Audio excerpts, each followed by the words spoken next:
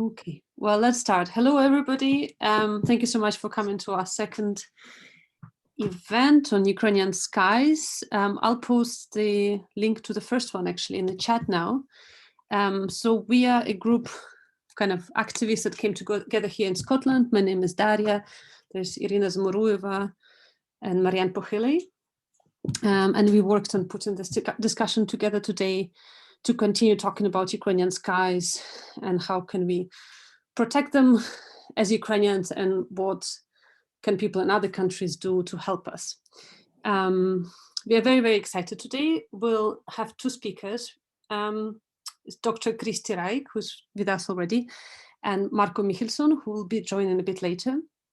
Dr. Kristí Raik is the director of the Estonian Foreign Policy Institute at the International Center for Defense and Security and an adjunct professor at the University of Turku. Among her areas of expertise are Estonia's foreign security and EU policy, EU-Russia relations and Eastern Partnership. And I'll post also one of the articles that we shared as this event was coming up that Kristí wrote. So we're really honored and excited that you came to our discussion today. And the second speaker who will join us a bit later is Marko Mihkelson, who's a chairman of the Foreign Affairs Committee of the Estonian Parliament. Previously works as director of the Baltic Center of Russian Studies and as editor-in-chief, Moscow correspondent and foreign news editor of the daily Postimees. And I'll share a bit later his article. So we'll be talking today about many things, including kind of Estonia's view of the war against Ukraine, Russian imperialism, and the experience of Russian imperialism in Estonia, but also in Ukraine, and Russia-NATO relations and security in Europe. As people who follow Ukraine, and many of you here are already supporters of many pro-Ukrainian causes, know that the week hasn't been easy. Mariupol is continuing to be shelled. The situation in Chernihiv is becoming quite dire, so is Sumy. There's been also reports of the use of white phosphorus munition. Previously, we also know that there are cluster munitions used in Russia. So really the shelling continues with high intensity and continues to affect more and more civilians on the ground. And that is exactly why we are talking about more air defense for Ukraine. And so the reason why we wanted to look at an Estonian perspective is because Estonia really is the first NATO country, the first NATO nation as well that took the kind of a more radical stance in terms of support of Ukraine. So on 14th of March, Estonian Parliament adopted a statement in support of Ukraine, also demanding a no-fly zone. And while official position of the Estonian government remains in line with the NATO stance, which is not saying no to no-fly zone in Ukraine, still the resolution itself, which was addressed to the parliaments of other EU member states and NATO, as well as to the parliaments of other countries regarding Russia's aggressions against Ukraine, is a step kind of forward in this discussion. And on the 18th of March, the Estonian president, Alar Karis, during his visit to Moldova and Romania, said that we should give more lethal weapons to Ukraine, but the kind of conversation about no-fly zone is not going to go forward because it's too risky, right? So there are different opinions, and the position, as said, of Estonia remains officially in line with the NATO stance, but still those conversations have been kind of more active and more open in Estonia, and that's why we wanted really to talk to Kristí and Marko today. And I'll just start maybe with the first question. And I said we would be interested to hear the Estonian perspective, and Estonia shares a border with Russia and also has a Russian-speaking minority, and it was occupied by the Soviet Union. In the past, Russia committed cyber attacks against Estonia and kidnapped even an Estonian border guard. So Estonia is a member of NATO, as I already said, which used to be a deterrent for Russia. The treaty was signed in 1949, and it's mostly focused on the US protecting its Western European allies after World War II. Now that NATO has expanded beyond its original 12 Western European members, many might feel that the US might be more reluctant to go all-out war over some of the smaller members, especially if it means confrontation with Russia.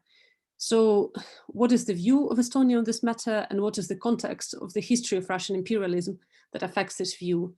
And Kristí, in one of her Twitter threads, also said that there is a divide between countries with a recent memory of Russian aggression and countries with no such experience that affects the different attitude towards the current war against Ukraine. So maybe if you could start there, and if you could speak a bit about the view of the people in your country, Kristí, and why, what are the experience, what is the cultural memory maybe as well, what is the history that guides these opinions? Thank you. Yes, thank you very much, Daria. Thank you for inviting me. This issue, of course, is on everyone's minds now, and I believe in Estonia we are perhaps even more kind of shocked and moved by the war, Russia's war of aggression against Ukraine, and we really have this very strong understanding that this is about our security, about security of Europe as a whole. It's about democracy and European values. So Ukraine is really fighting for all of us in Europe. It's been fighting for a month now, and we have a very strong sense of responsibility, I think, in the EU and NATO to ask ourselves every day what more we can do to support Ukraine in this fight, and to make sure that Russia is defeated and that Ukraine comes out of this war as a sovereign nation and having its territorial integrity restored. So it's something that is, of course, existential for Ukraine, but we really see this as a very crucial issue for our own security as well.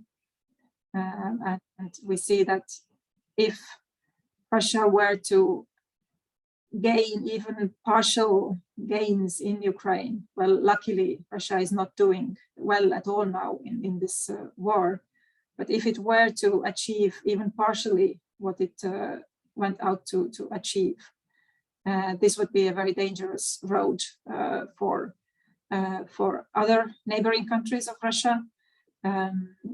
Any partial successes in Russia's imperial aims would probably encourage it to go further. So this is our concern. And of course, seeing Ukraine now fighting for its independence has brought to our minds in Estonia our own recent history. I was born and spent my childhood in the Soviet Union, and I remember how it was like to live in a society that was governed by fear and lies. And I remember how our language and culture and values were oppressed, and how huge change it was then when we managed to restore our independence in 1991, 30 years ago. So when people discuss this war, when security experts discuss it, they talk a lot about rather abstract notions of spheres of influence and different concepts of European security order and reaching some kind of strategic balance. And I've heard some serious Western security experts actually, making arguments about the need to maybe make some concessions, some accommodation towards Russia for the sake of European security and in order to end the war. So we have this kind of discussions in the expert community, and I must say the view of countries that are neighboring Russia is different from people who are kind of further away. And as I said, we do have this very strong understanding that any concessions that would be made regarding Ukraine's sovereignty and territorial integrity, would seriously weaken our security. So we have to be ready to pay a high price for supporting Ukraine in every way we can. And in the end, it's not just about these abstract notions of security, order, and strategic stability, and whatever, but it's about how people live their lives and what kind of society they can build, whether they can be free, whether they can have a democratic order. This is what the Ukrainians have chosen. This is what they are fighting for with huge sacrifices.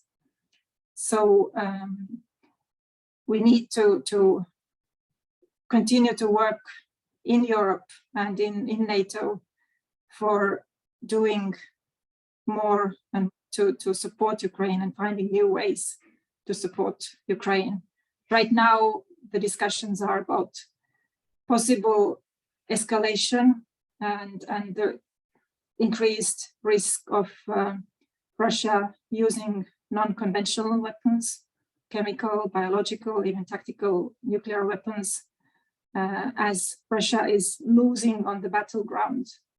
The risk of this kind of escalation grows, and this is precisely what then NATO allies will be discussing now in the news, that the next step is then to prepare for this kind of escalation and to make Ukraine prepared to face it and to cope with it and counter it. So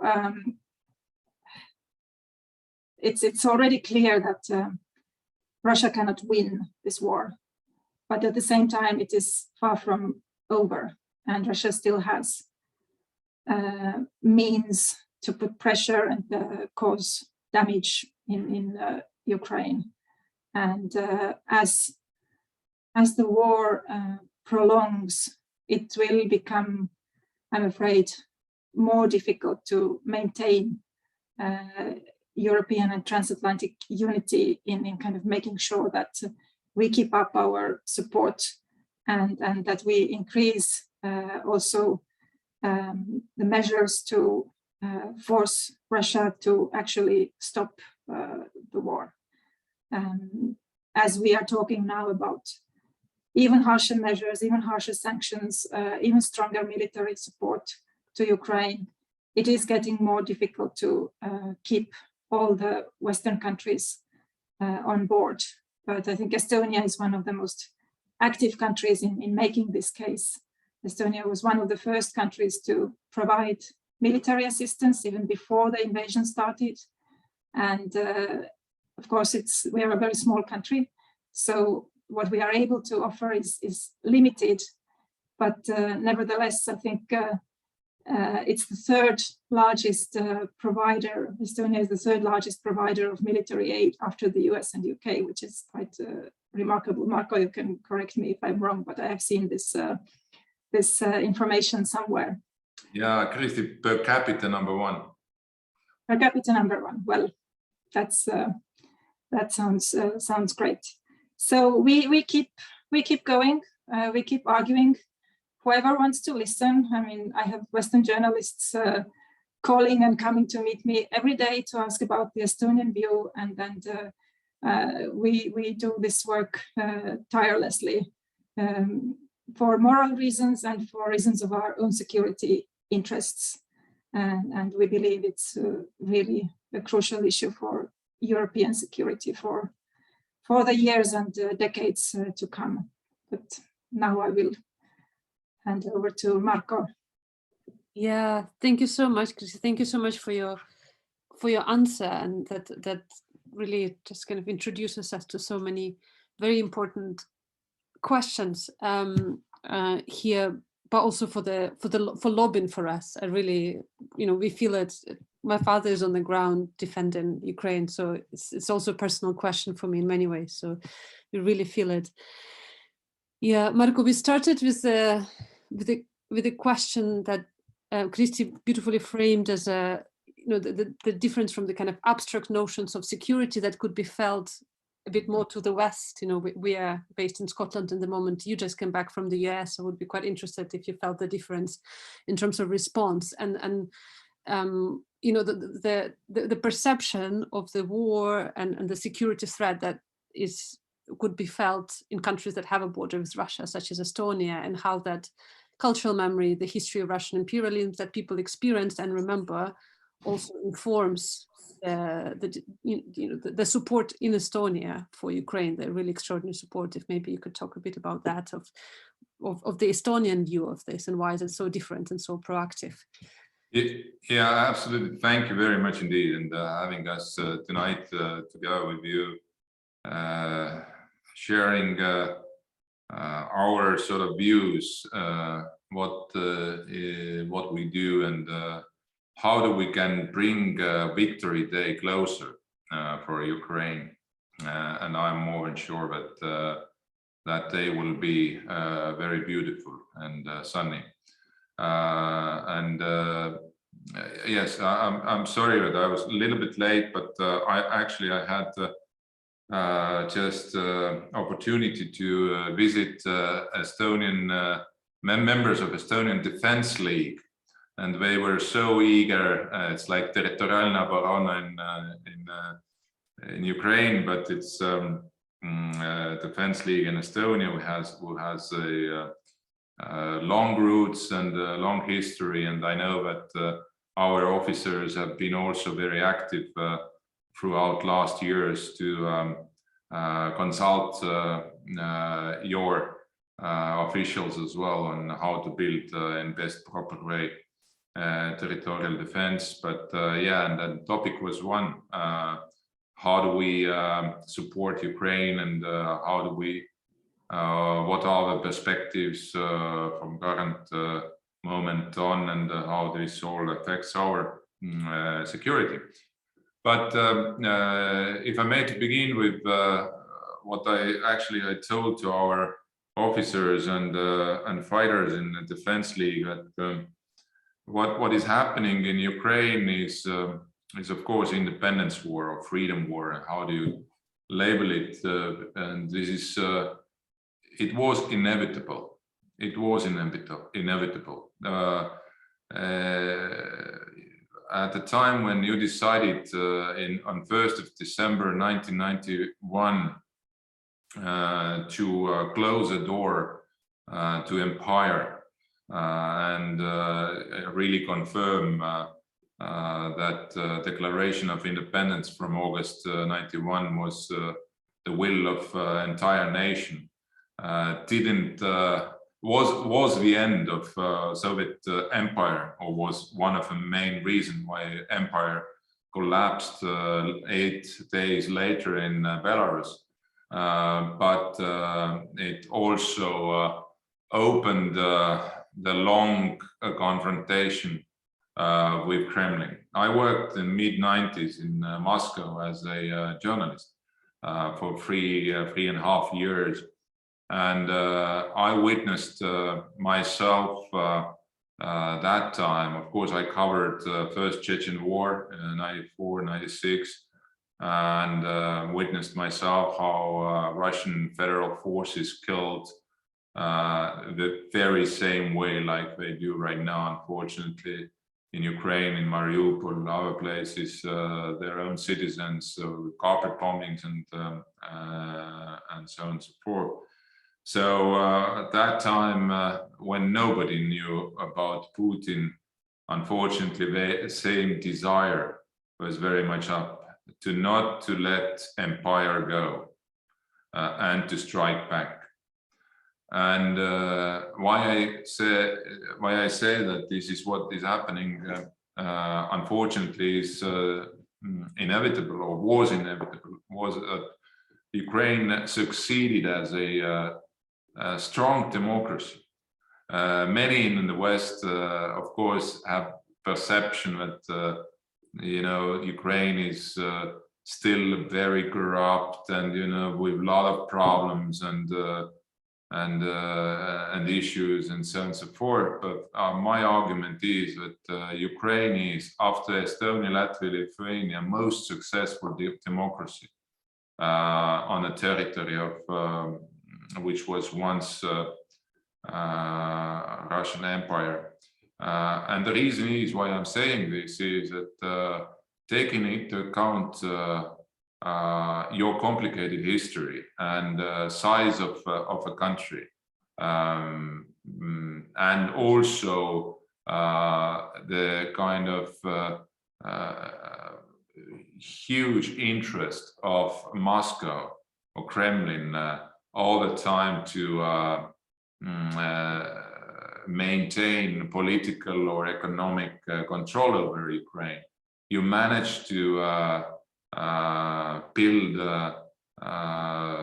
strong institutions that allowed power to change through elections, how many presidents you had during this time, and not the easy times, obviously also in 90s, but specifically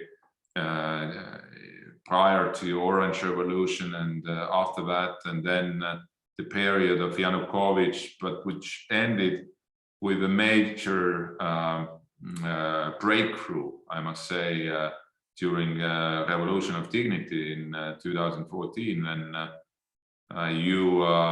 Ukraine made final decision. Ukrainians made with their sacrifices on Maidan a clear decision to become free and democratic strong nation within Euro-Atlantic community. And that was a breaking moment, of course, for this, what we have at the moment, that, of course, for Russia, who from early 90s started to strike back as empire and try to rebuild it, they, of course, couldn't let it go. And this is why this situation was, again, I say, inevitable. And the only, probably, this conflict will finally win the freedom for Ukraine. And this will hopefully will be a turning point also in history of Russia for the future. And not only, I was last week, as you mentioned, in Washington, and I met there beside colleagues in US Congress. I met also people like Vladimir Kara-Murza, and also as one of the most well-known Russian Democrat, and or also leaders of Belarus Free Theater, Natalia Kaliada and Nikolai Hazin and others. And actually they all have high hopes that the Ukrainian victory in this war against this barbaric aggression will actually pave the way for liberation of currently occupied Belarus, and also will make an enormous impact on Russia itself. Yes, we know here in Estonia and in Ukraine, and people who know a little bit more Russia than just from the books, we know how difficult path it could be in the future, but at least this is one very, very important reason why we have to also fight for your victory. And you know, when you asked how my colleagues, let's say parliamentarians, officials in Europe or in the States look at this, what's happening right now. I was in Washington at the time when President Zelensky made address or speech to US Congress. This was very powerful, and very powerful indeed was the video what was shown within his speech. And day after that, I met a number of senators and congressmen, and I understood vividly that this went into very deep corners of their heart and opened sort of really the understanding what they had pretty good up to that moment, up to this speech, but it definitely deepened their sort of desire, and both from Democrat side and the Republican side to multiply efforts in support to Ukraine. Yeah. Marko, can I just maybe interrupt you there, because you're going into exactly what we wanted to sort of like move into discussing next. And I think, yeah, thank you both so much for that kind of, the Estonian Ukrainian solidarity in remembering what Russian oppression feels like. It's just, really important to connect over those topics and keep talking about those. But I guess what we've encountered in the UK so far in trying to lobby for more military aid to Ukraine is that many people are reluctant to support a no-fly zone or even military aid because of the fear of the potential World War III. So from our experience of talking to people over here, even opening up this topic is really difficult because people immediately kind of attack you and accuse you of provoking another world war, basically. So we imagine that you had something similar in Estonia, perhaps, and we would just like to hear if you can tell us about some of the arguments that helped you to push for kind of that no-fly zone, at least on the parliament statement level. So kind of what were some of the arguments, or what were some of the strategies, building political pressure methods? And I guess we have a lot of people that are joining us from UK, specifically from Scotland, but people from also all around Europe, so that people kind of take on board some of the lessons from you. Kristí, we maybe go to you first?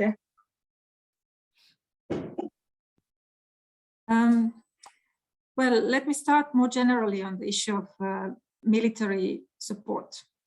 And I have noticed it also with my discussions with like colleagues and friends in different European countries, that there is this very strong wish among people now to provide humanitarian aid. And that's of course great, and it's heartbreaking for everyone to see the suffering of civilians in Ukraine.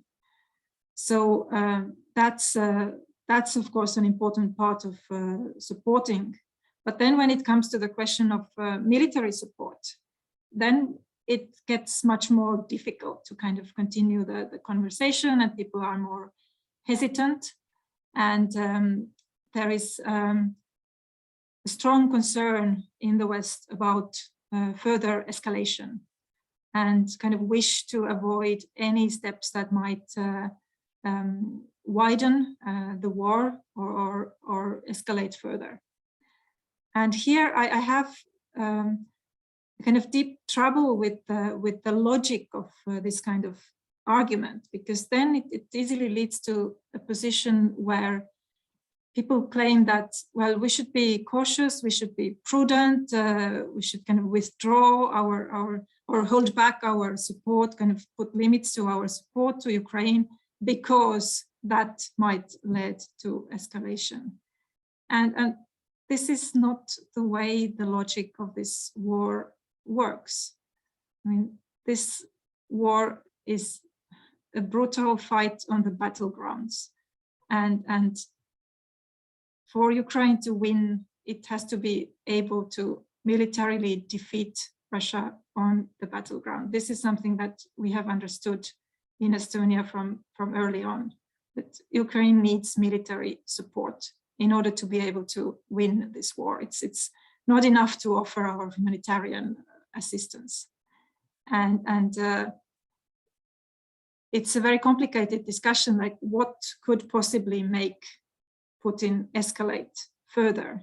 But I'm afraid that if the West sends signals that there are limits, under no circumstances, we don't want to have any kind of military involvement, and there are clear limits to how far we go in supporting Ukraine, that is actually emboldening Putin.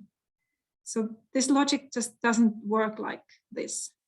And this is one of the issues that I have been trying to argue to colleagues, that Ukraine needs force. We need to help with that.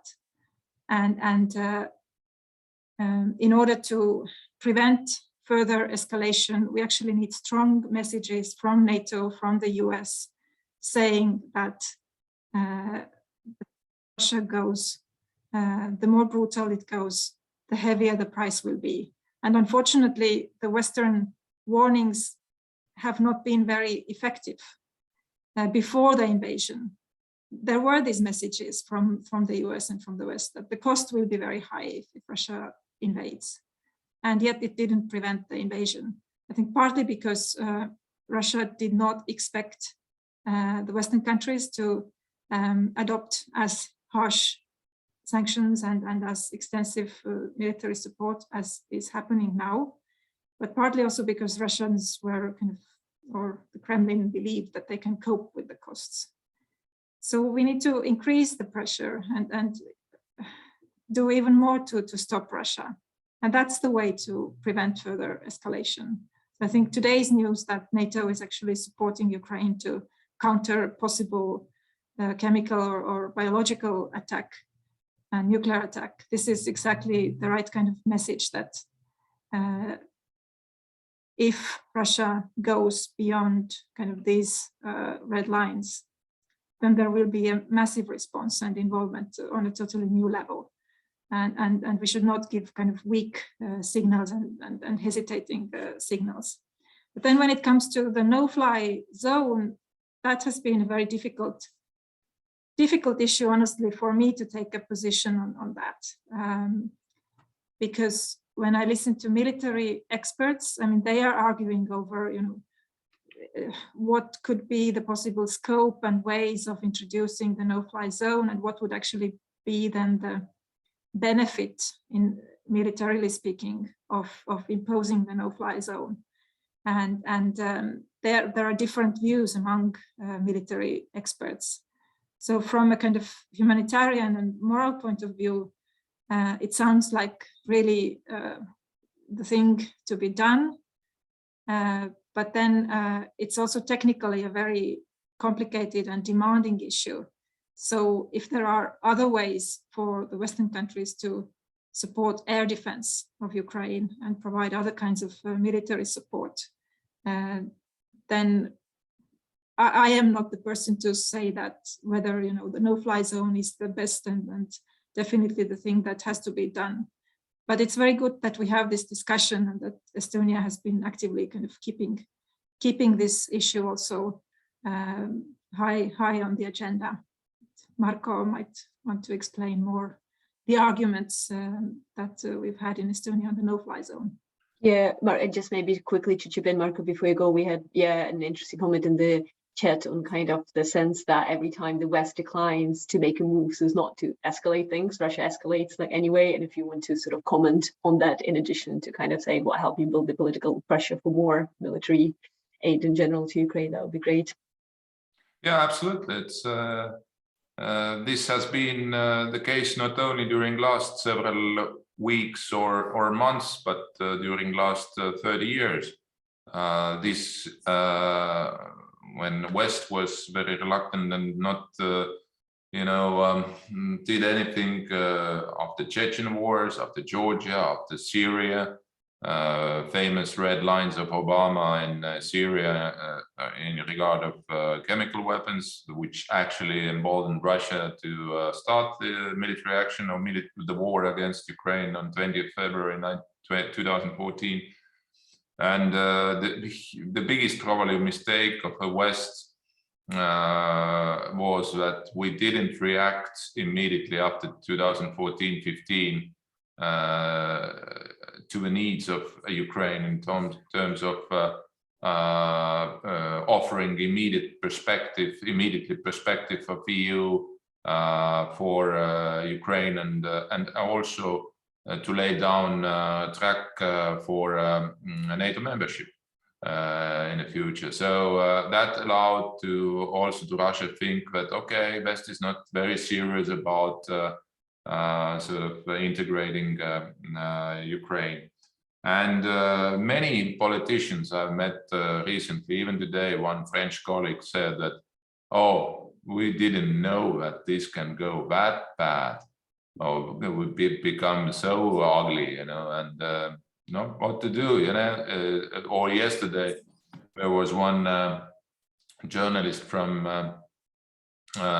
Sweden said that he has been for entire of his life totally anti-NATO, or kind of for Sweden to become member of NATO. Now he said that he's totally for the NATO. So it's actually what has happened during last several weeks, specifically since 24th of February, has changed quite a bit. Now it's a question, can we keep this unity and solidarity fully up if there is a sort of stalemate on the ground, on a battleground, I mean, in Ukraine. But my message, both in Washington last week and during our discussion, is please stop talking loudly about that we are afraid to go into conflict or military conflict with Russia. This is exactly what Kristī said, that this is involved in Russia. It tells you that we are afraid of them, and they feel that they have green light to do whatever they want in Ukraine. Or even my voters ask me, you know, if US president tells that yes, every inch of NATO is defended, then how comes it is going to be in real life and he says that he is afraid of Russia, or he is afraid to find the United States in direct military conflict with Russia? So we should, instead of telling what we are afraid of, we have to start to talk more about what we do in the name of victory for Ukraine, and also don't give in to these bluffs of Russia, what they are, when we use nuclear weapons or chemical biological weapons as a kind of threatening tool. And I agree again with Kristī that this kind of message what NATO is delivered today or so, and hopefully this summit, the upcoming summit, also will be a good messaging point besides just a declaration of strong unity of allies. Is something where Russia must understand that the calculation to win this war from their side is next to nothing, and there is a kind of constant supply routes available for Ukraine for all kind of weaponry. Now on no-fly zone, yes, Estonian Parliament was the first parliament who adopted declaration exactly a week ago, last Monday, when among other things we said that we called up the UN member states to coordinate diplomatic action in order to find a ways how to protect civilians in Ukraine from mass murder by Russia. And this is extremely important, that we are not avoid talking about the possibility of no-fly zone, because this can lead us to some sort of perhaps different solutions. So solutions we can't perhaps even today predict well, but at least then 141 countries out of 93 of United Nations member states agreed upon during the vote for resolution General Assembly that Russia is aggressor state.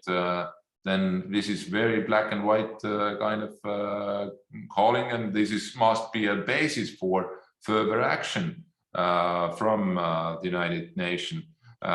Beside Estonia, Latvia, Lithuania followed also. So it's all three Baltic usual suspects have made their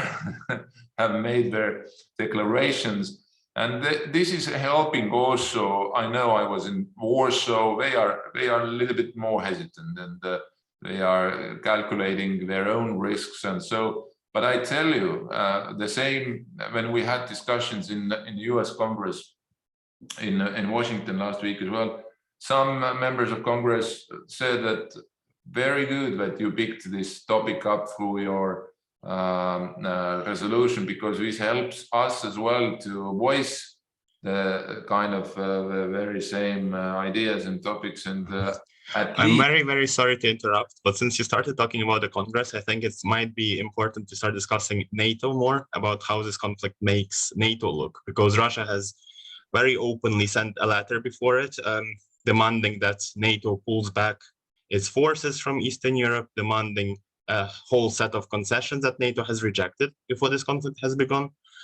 And now Russia claimed that it wants, its main objective is to prevent Ukraine from entering NATO. Its main objective is to essentially destroy Ukrainian military capability. So what do you think this means for NATO, and how will it form its role in Europe? How will it shape its form in Europe, this conflict? So I'll let speakers discuss. Maybe Kristī, you start. Yes, thank you. Well, NATO has of course taken this very strong view that it will do anything to defend NATO's own territory, but not go beyond that. And so let me say a couple of words first about NATO defending its own territory. That's where we see actually an important shift within NATO. And that's one issue where Estonia has been also very active, in addition to supporting Ukraine, also to argue very strongly within NATO for the strengthening of NATO's presence in the eastern flank. And this is now an issue that is moving ahead. We're expecting positive decisions in June at the NATO summit. And in a way, for the Baltics, this is the moment now when everyone sees how aggressive Russia can be. This is the moment to push NATO to step up its defense capability and presence in the eastern flank countries. And it's important also that this should be a kind of longer term change. Not that, maybe in a couple of months, the war is over and then Western politicians kind of move back to some kind of pre-war normalcy. This cannot happen. It must not happen. And we really need a long-term change in Western approach to Russia. Well, Marko was speaking earlier about the possibility of change inside Russia. And of course, that's also something that would be massively important, and the possibility is something that we all need to keep in mind. And if there is anything we can do to promote it, we should do it. But at the same time, we cannot build the kind of Western policy towards Russia on the expectation that Russia would change in any way favorable to us. So, because this might not happen. Russia has, after all, its hundreds of years of history of always having the kind of imperial instincts, sometimes a bit in a weaker form and sometimes in stronger form. But it's not something that would be easily changed. But then, yes, NATO and Ukraine, that's a more difficult, more painful question. And you all know what the NATO position is, not to get involved. I want to repeat again what Marko also said, that it has been the wrong position to take, to express it so clearly that under no circumstances the US or NATO will get militarily involved in Ukraine. I mean, why do you need to say something like this? Even if this is what the US and most NATO countries probably wish to do, you shouldn't kind of set this kind of limits. Contrary, we should be prepared to be involved and express preparedness to be involved, and that could work as a way to deter Russia. But unfortunately, this has not happened. And now I understand President Zelensky has actually kind of expressed this view that he is no longer insisting on NATO accession, or this is something that can be like an issue in the negotiations. But then the question is, what kind of security guarantees Ukraine will get? Because we know, again, neighbors of Russia know that Russia does not respect neutrality of its neighboring countries. This has been a pattern, and Finland has been a partial exception during the Cold War. It was a neutral country next to Russia, but for Finland also it was very difficult to kind of establish and gain recognition to its neutrality. And the Soviet plan actually was to make Finland part of the Eastern Bloc fully. We don't really have a good model of any neighbor of Russia being kind of able to securely establish neutrality and be sure that it is respected. So Ukraine will need security guarantees, and I think this will be the most difficult question actually to be negotiated when this war ends. Like who and how, what will be the mechanisms, what will be the commitments, and we have the Budapest Memorandum experience that shows what definitely must not be done. This is not the way to do it. So it has to be a credible commitments from countries capable of actually providing security guarantees. And since we're discussing NATO, there is a question from Dima here. Would you say that NATO hesitates to provide Ukraine with military aid and to actively step into the war themselves can encourage Russia to use weapons of mass destruction?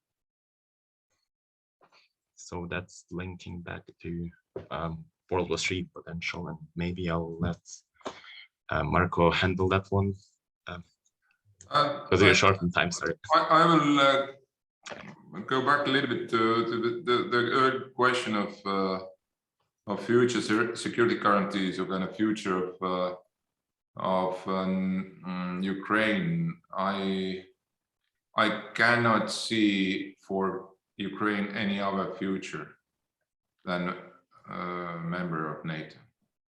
I can't. I don't know. I can't.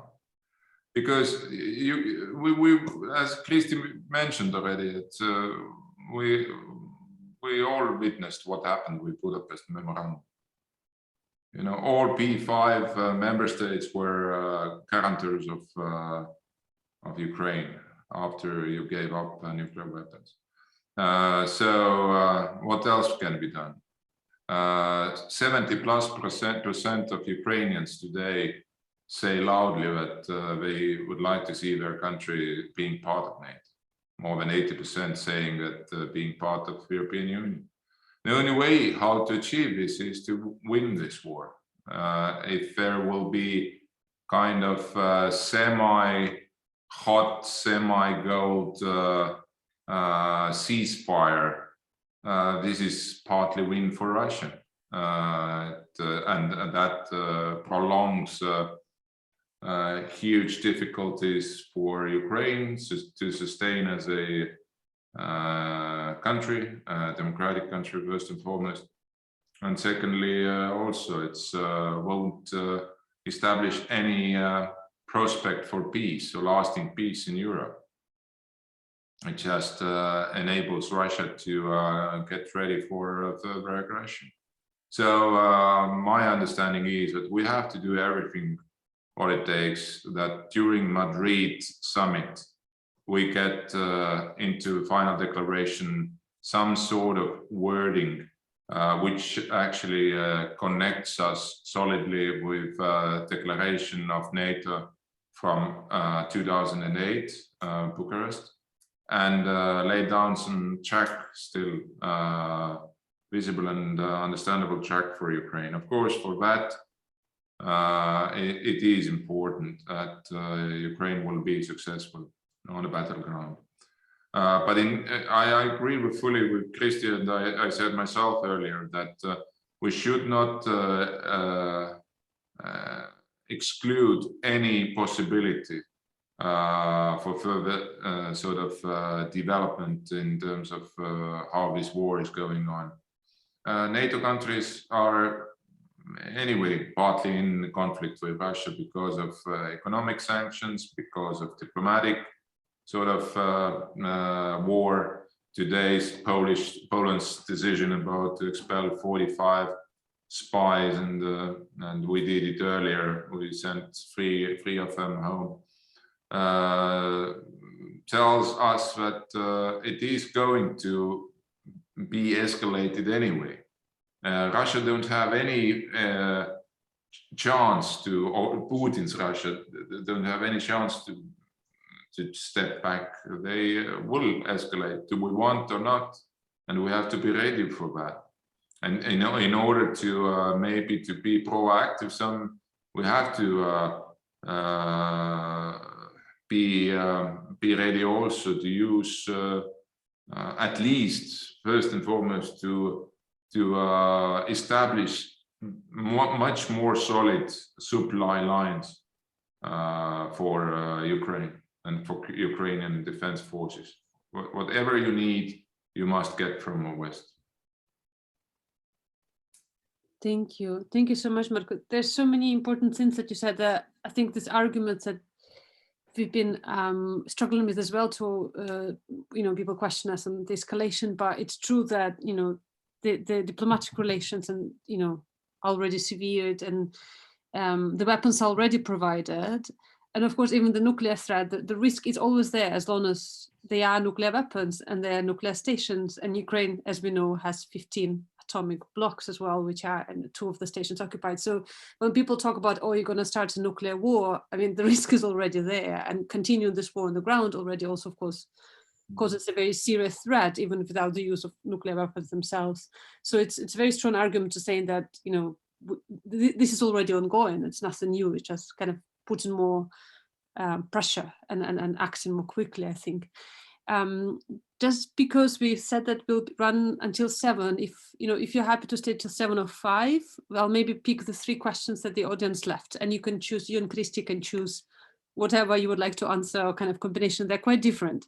So the first one is from Roger. When I visited Estonia a few years ago, I heard that most people in the northeast of the country are ethnic Russians. I would like the panel to discuss their attitudes. Question from Dr. Catherine Studmeyer. Much has been discussed about Ukraine's application to the EU, but their current EU candidate countries displaying worrying attitudes regarding the war in Ukraine. Given the pro-Russian antics of Serbia in the recent weeks, how does Estonia view Serbia's EU candidate status? Should it be revoked due to such a blatant rejection of EU values and arguably part of the Copenhagen criteria? And last question, kind of building on the NATO discussion, from Sam, what can NATO do, particularly in the Black Sea and international waters, to help Ukraine? So just to repeat, the Russian speakers in Estonia, Serbia and EU, and NATO and Black Sea international waters. And maybe we'll start with you, Marko, and then move on to Kristī for a change. Yeah. Thank you. I will start from the latter question. I think NATO countries who borders with Black Sea, like Turkey, and of course also Bulgaria and Romania, they have a very important role to play, and specifically Turkey, of course, in a way who can control somehow access using Montreux Doctrine, and so to the Black Sea through the Dardanelles and Bosporus.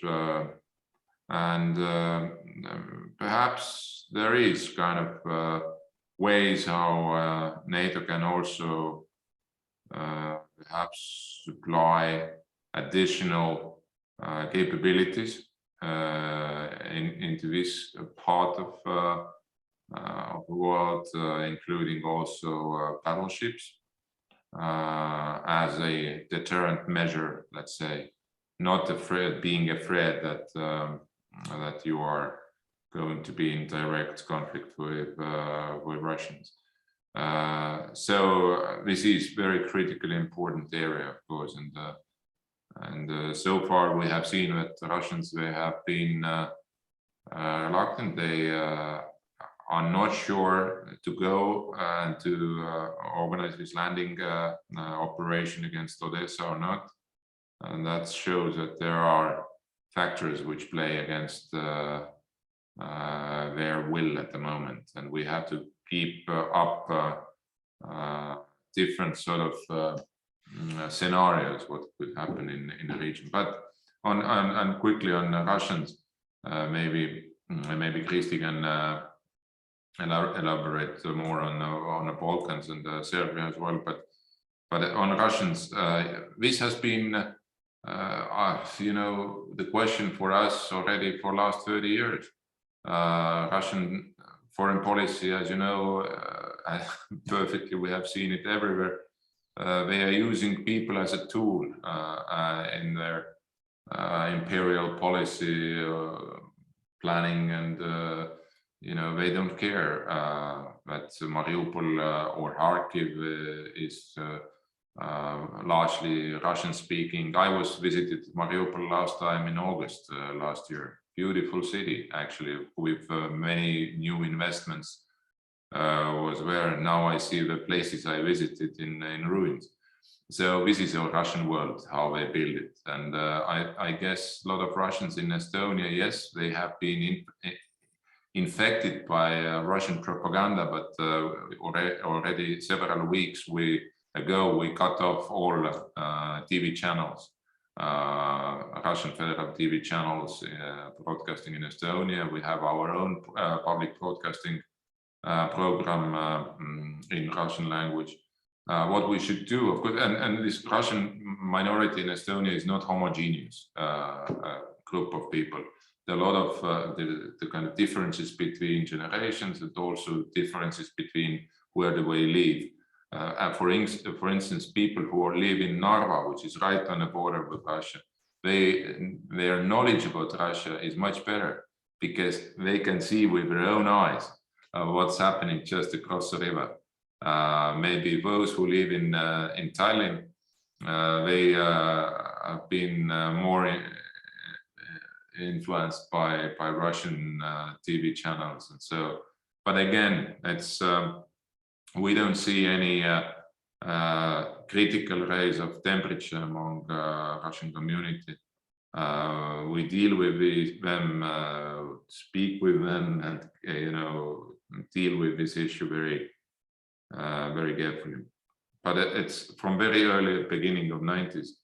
Our main goal was to build for everyone who lives in Estonia, regardless of their nationality, that they feel that they are at home, they have same access to all the services we would provide as a country.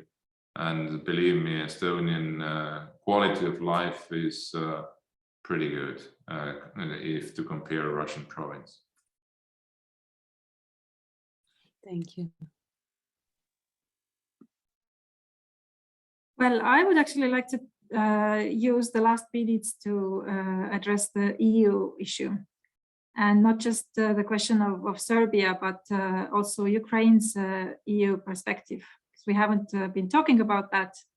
Well, as for Serbia, I think it should be obvious that a country that does not join core decisions of EU foreign policy that are, you know, based on European values and principles cannot become a member. That's very obvious. But candidate country status is usually not revoked; it can be frozen, right? Which practically then means the same thing. But when it comes to Ukraine's EU perspective, I think that's also one issue where there is a lot of work to be done, and I want to kind of develop some ideas myself about how the EU can offer to Ukraine actually a clear and credible European path. Because we had the decision from the Versailles summit, which launched the kind of pre-accession process for Ukraine.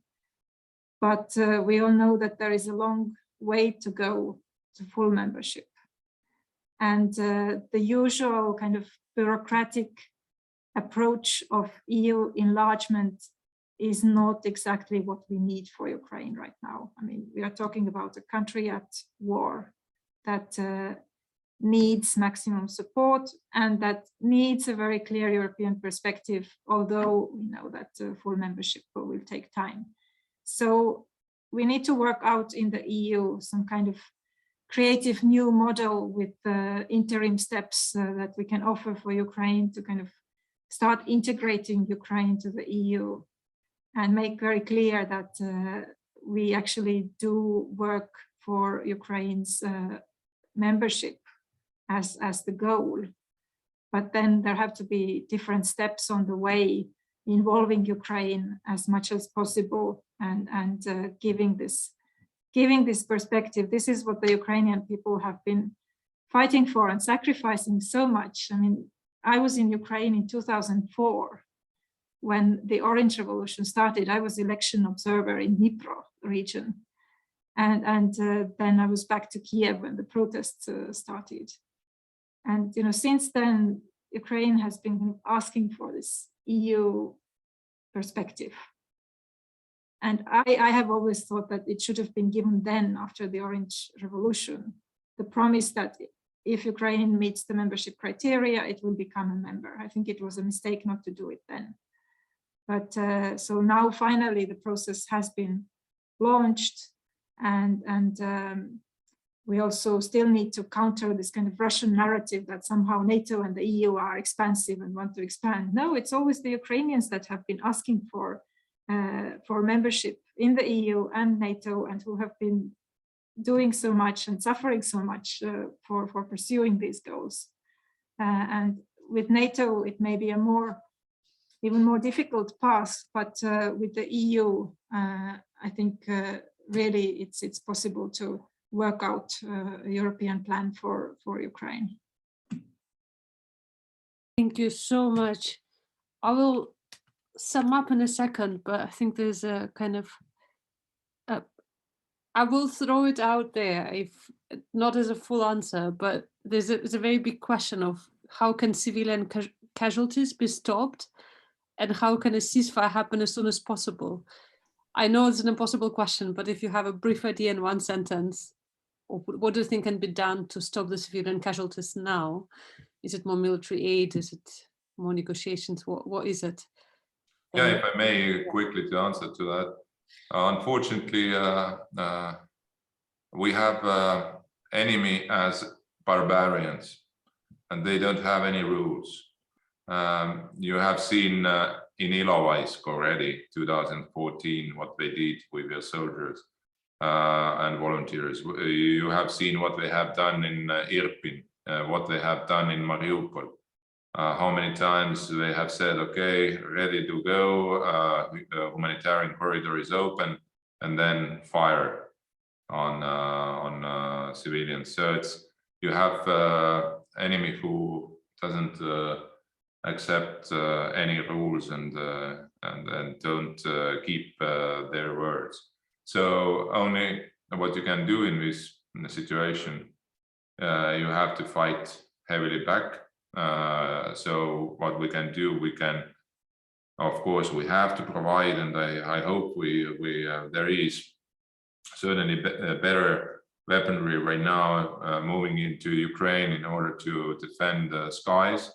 Yes, it is difficult to close the sky, but definitely there is a will to send better equipment to Ukraine for air defense. And we have to make sure 100% this time that these crimes, war crimes, what Russians have committed and what they have done in the past, they are not going unpunished. If we again do this, that just accept that one country who has nuclear weapons has exclusive rights to kill people, then this world is not going to be any safer. So it's, yes, it is very complicated question. All the hearts go down to see all these dramatic pictures and to hear and listen and read those stories from Ukraine right now. But we have to fight. Thank you. Kristī would like to add something now. Shall we? Yeah. Well, I see there is an additional question now on diplomacy. Of course, in the end, there will be a diplomatic agreement. But for the time being, I don't see the possibility that diplomacy could stop Russian aggression. Unfortunately, this is the painful truth, and Ukrainians have made their choice to fight, and we must continue to do everything to support them. And in the end, the diplomatic solution that will emerge, it will be based on realities on the battlefield. I mean, this is unfortunately the raw logic of the war. Yeah. Thank you so much to you and to the audience for being here tonight and for bringing so many important statements. We hope also that people will watch us and record. And I mean, from my just listening, I think that some of the key kind of themes that were very well articulated, and for me, is, as I've already said earlier, is the kind of the difference between the abstract notion of security and also the lived memory, the lived experience of imperialism and of violence that countries that lived under Russian occupation and the way that impacts decisions in these countries. I think the rhetoric is very important, as we understood from this discussion. The NATO rhetoric as well, the kind of the expression of fear that might actually serve as a provocation in itself. Kind of statements are issued, and hope tomorrow will bring something different. The question of distance was very interesting. So when Marko was talking about Narva, and I think you can talk about Estonia, broadly speaking, there in relation to Scotland being positioned. So actually, the more removed you are, the more you become susceptible to Russian propaganda and believe, rather than the closer you are to Russia, the more radical you become, which is, if people, I mean, I guess it's kind of reverse of what you would kind of place on your expectations. And I think what's an important message is that when you're talking about escalation, it is already happening, whether we want it or not, but also NATO has already been making steps, which might have been considered as a provocation, whether it's kind of diplomatic ties or providing weapons, which is happening already. But also, of course, the nuclear threat is there. So that kind of thinking of it not as the future, but already the process that has been ongoing, and then thinking of how to address that, that's really important. But just honestly, from me personally, from all of us, I'm really grateful. My family is in Kyiv. I said my dad is on the ground defending Ukraine. And I'm really grateful for the support of Estonians as a small but incredibly courageous nation. And I hope more other NATO member states listen to you as well in your actions. Yeah, I don't know if Marianne and Irina would like to add anything. Yeah, just again, yeah, thank you so much, because I think, as I said in the beginning, also this kind of like solidarity in articulating kind of that it's not sort of just a conflict, as a lot of the media in the West tend to sometimes position, right? But there is this ongoing, slow, and well, now very fast kind of violence that is this very kind of imperial logic, and that it's so important to understand the logic of this war and how it works. So yeah, just really thank you both so much, Marko and Kristī, for like articulating that. It's just reassuring to feel there is support in the world. I absolutely subscribe to everything that's been said, and that's like to just thank you all for coming and raising this topic, and thank Estonians for really being brave in this issue and taking the lead and showing to the rest of the world how it should be done, how it should be emphasized upon how to handle Russia. And Ukraine is really supportive. I think Ukraine really hears others, and hopefully will encourage other parliaments to take the lead on and be brave instead of being scared. I think that's very important now. Thank you. Thank you, Eva. Yeah. Thank you. Thank you also to all of you. Yeah. Thanks. The Ukrainians are our heroes.